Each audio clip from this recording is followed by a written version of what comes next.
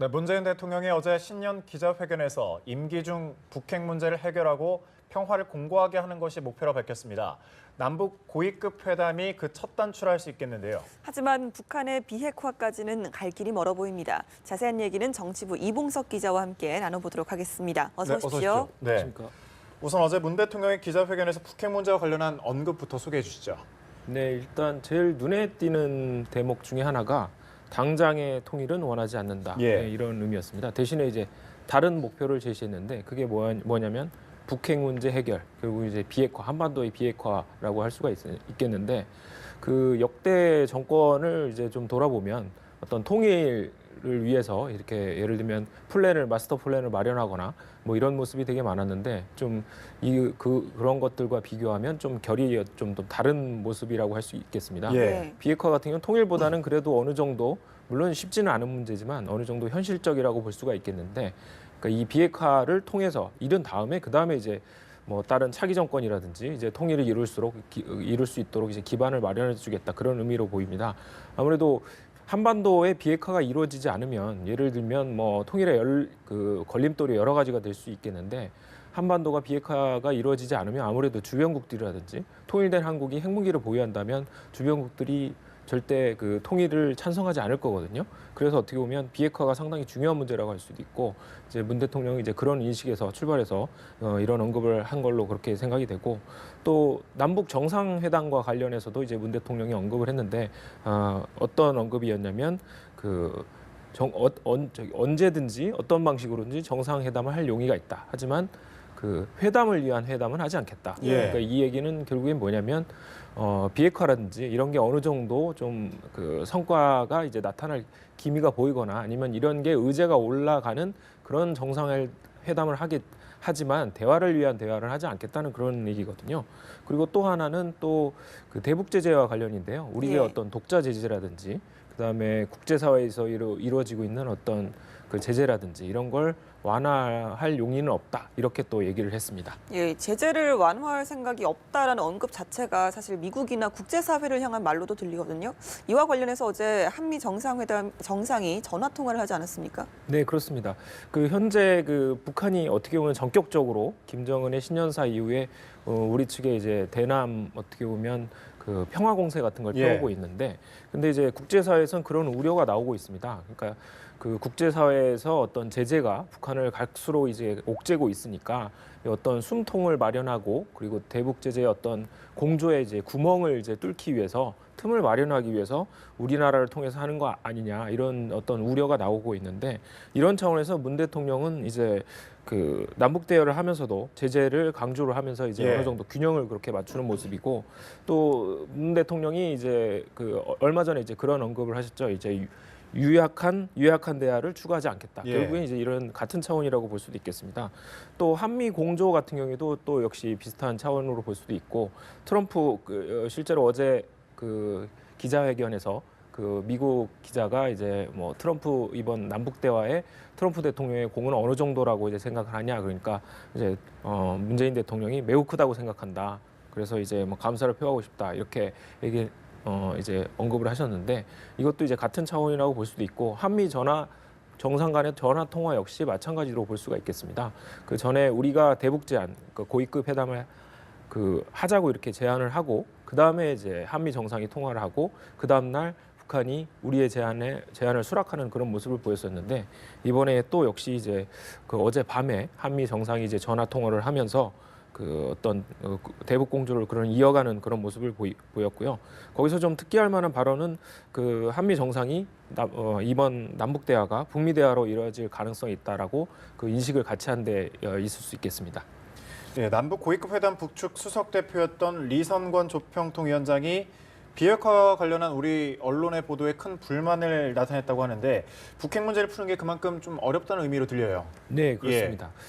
이게 어떻게 진행이 된 거냐면 그 남북 고위급 회담 때 첫 만남 때 그러니까 기조연설에서 그 조명균 통일부 장관이 이 비핵화 관련한 언급을 했습니다. 예를 들면 비핵화를 위한 대화에 재개가 필요하다 이런 식으로 이제 언급을 했는데 되게 이제 짧게 언급을 했던 걸로 이렇게 물론 의제에 오르지 않았고 그런데 그 당시에 그 북한 측이 그 별다른 반응 없이 경청을 했던 것으로 알려졌는데 그날 밤에 그러니까 이게 오전에 있었던 상황이고 그날 밤에 갑자기 그 종결 회의라고 회담을 모두 다 이제 마무리하는 그런 회의가 있는데 거기서 이제 갑자기 그 어떤 이거에 대해서 상당히 이제 강한 불만을 토로를 한 거거든요. 예. 근데 아무래도 그 중간에 그 기조회의 때 한 발언을 가지고 저기 남측에서 이제 그 언론에 보도가 되고 좀 이런 거 하니까 제 생각에는 좀 평양에서 좀 상당히 좀 불만을 가졌던 게 아닌가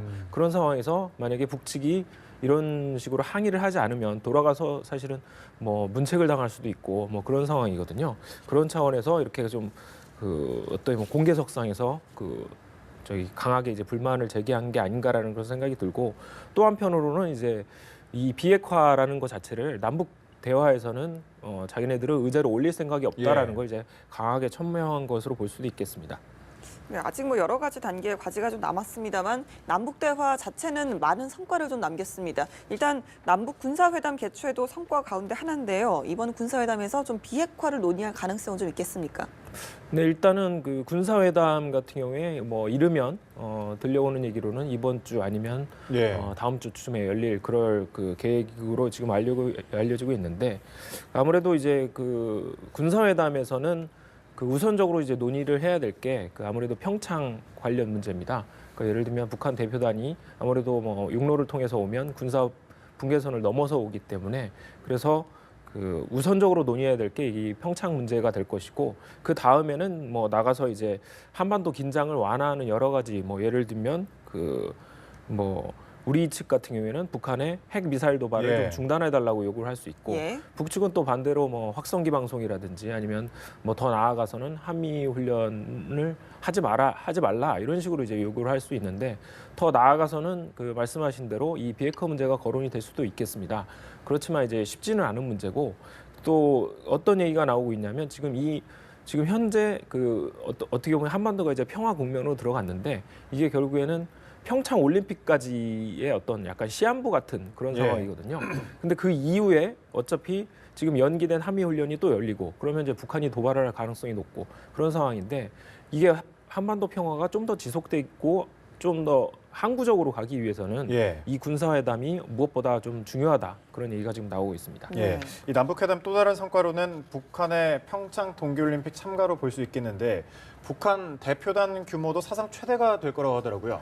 네, 그렇게 지금 전망이 나왔습니다. 왜 그런 전망이 나왔냐면 지금 북한 측이 뭐 보내겠다고 한 대표단의 저기 면면을 보면 상당히 좀 뭐 눈에 띄는 그 모습들이 많이 보이거든요. 예를 들면 뭐 전에는 응원단뿐만 아니라 선수단도 당연히 포함되고 그다음에 여기 이제 뭐 민족올림픽위원회 대표단, 그다음에 뭐 예술단, 그다음에 태권도 시범단도 있거든요. 태권도 시범단은 이제 작년에 무주에 그 세계 태권도 대회 한번 초청된 적이 있습니다. 북한이 당시에 공연을 펼쳤었는데 상당히 좀 실전에 가까운 그런 그 시범을 보여서 좀 인상적이었던 그런 기억이 남는데 뭐 이렇게 따지면 사상 최대가 될 거다라고 지금 예상을 했는데 어제 그 이낙연 총리 같은 경우는 400에서 500명 정도로 지금 예상을 했습니다. 근데 이제 이게 그 2002년에 그 부산 아시안 게임 때 650명 정도 왔는데 그거에 비하면 만약에 한 500명 정도가 오면 사상 최대는 아니지만 그래도 상당한 규모가 된다고 그렇게 볼 수가 있겠고 그리고 대표단을 지금 관심 중에 하나가 대표단을 그렇다면 누가 이끄느냐 지금 많이 얘기가 나오고 있는 게 이제 최룡해인데 최룡해가 왜 얘기가 나오냐면 그 현재 지금 그 황병서를 누르고 북한의 어떤 2인자로 지금 올라선 그런 지금 분석이 나오고 있기 때문에 내려올 가능성이 좀 있지 않겠느냐 하지만 지금 현재 최룡해가 맡고 있는 직책은 대남이라든지 이런 데하고는 좀 거리가 멉니다. 조직지도부 부장인데 조직지도부는 그 당 인사들에 대한 어떤 고위 인사들 검열 이런 걸 하는 데거든요. 그래서 좀 약간 좀 다른 직책을 맡고 있고 만약에 온다면 최위가 될 가능성이 있습니다. 최위라고 있는데 이제 국가체육지도위원장인데 그러니까 북한에 있는 그 체육 전반에 대해서 이제 관장하는 그런 업무를 맡고 있기 때문에 그 최위가 될 가능성이 있고 또 김영철도 또 가능성이 있는데 김영철 같은 경우에는 지금 대남 담당 어떻게 보면 대남 담당 중에 가장 이제 높은 위치에 있는 상황이거든요.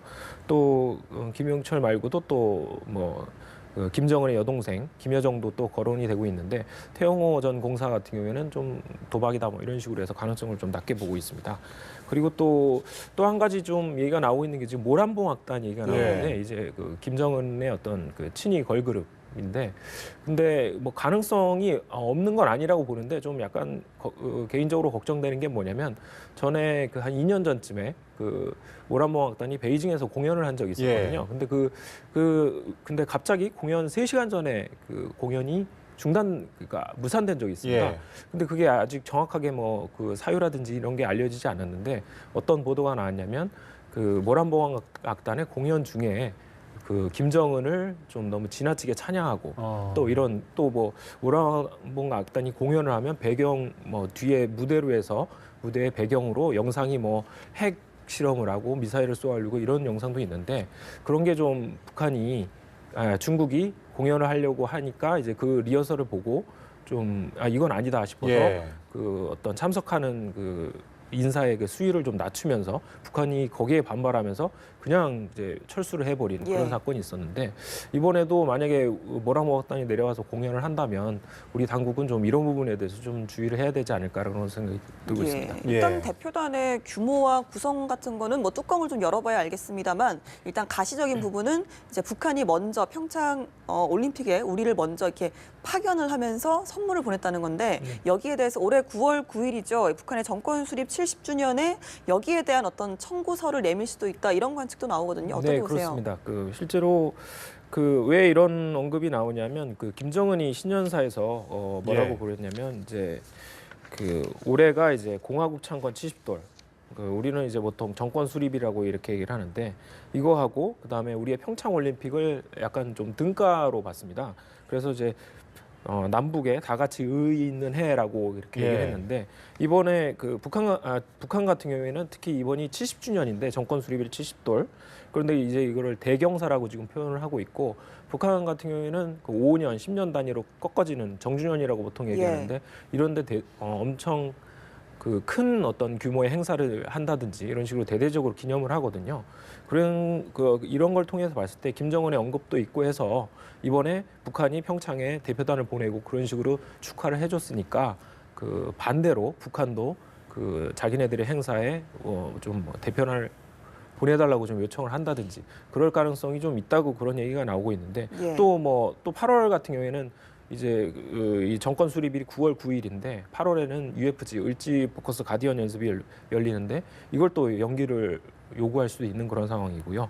그런데 좀 걱정스러운 건 뭐냐면 평창 같은 경우는 국제 스포츠 행사인데 저기 정권 수립일 기념일 같은 경우에는 좀 북한의 어떤 내부적인 정치 행사이기 때문에 거기에 좀 우리가 대표단을 보내는 거면 어떤 논란이 좀 생길 가능성이 있지 않을까 그런 생각이 들고 있습니다. 알겠습니다. 여기까지 듣겠습니다. 정치부 이봉석 기자와 함께 짚어봤습니다. 고맙습니다. 감사합니다.